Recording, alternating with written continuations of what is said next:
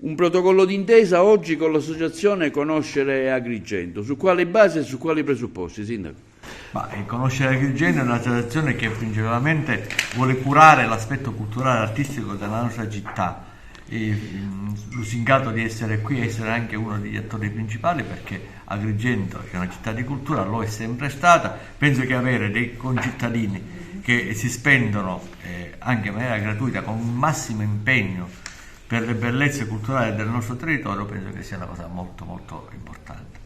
Sindaco, dopo la costituzione della fondazione, quali esiti sono arrivati? Quale richiesta? C'è un gran fermento in città e non solo? Sì, c'è un gran fermento, ora andremo anche alla composizione del comitato tecnico-scientifico, ci sarà anche la formazione dell'assemblea dei partecipanti.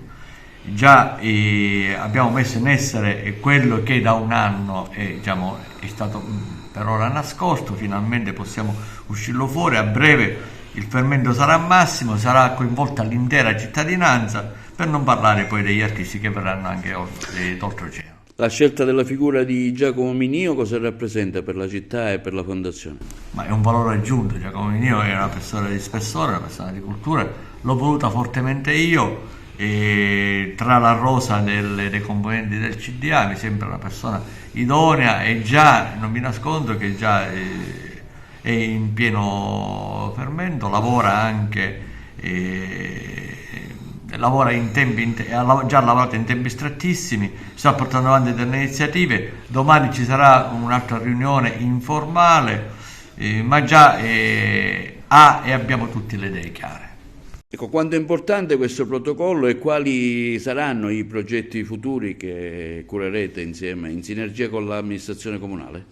Allora, intanto ringrazio il Sindaco per la disponibilità che ci ha dato, che si suggella oggi col protocollo d'intesa, con cui inizia appunto questa proficua collaborazione che ci dà l'opportunità come associazione culturale di dare un piccolo anche contributo alla conoscenza della nostra città, dei nostri beni culturali, soprattutto nel nostro centro storico. La Valle dei Templi è stata sempre molto attenzionata e chiaramente resta la Valle dei Templi, però devo dire che noi abbiamo un centro storico che è stato abbastanza trascurato e speriamo di poter dare noi il nostro contributo attraverso la conoscenza, perché la conoscenza è la prima forma di tutela e di valorizzazione. Se non si conosce il bene non si può né tutelare né valorizzare. Sono tanti beni nascosti in città che magari sono poco conosciuti. Sì, intanto abbiamo dei palazzi nobiliari, abbiamo con degli stemmi nascosti, abbiamo un parco urbano potenziale che si dovrebbe su cui si dovrebbe iniziare a lavorare, il recupero delle porte, dei palazzi storici, della salita di via Sant'Antonio, del piano Barone con i palazzi nobiliari,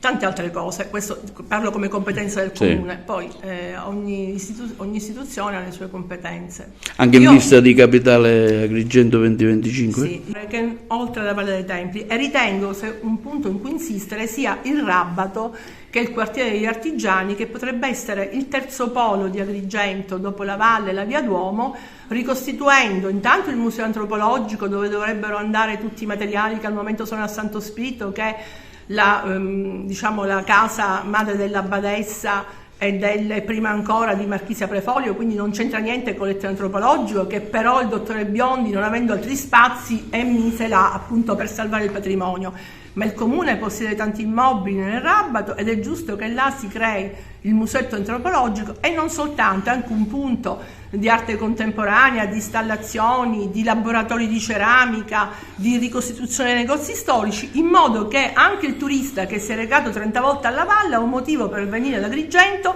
perché va a vedere, passa una giornata al Rabbato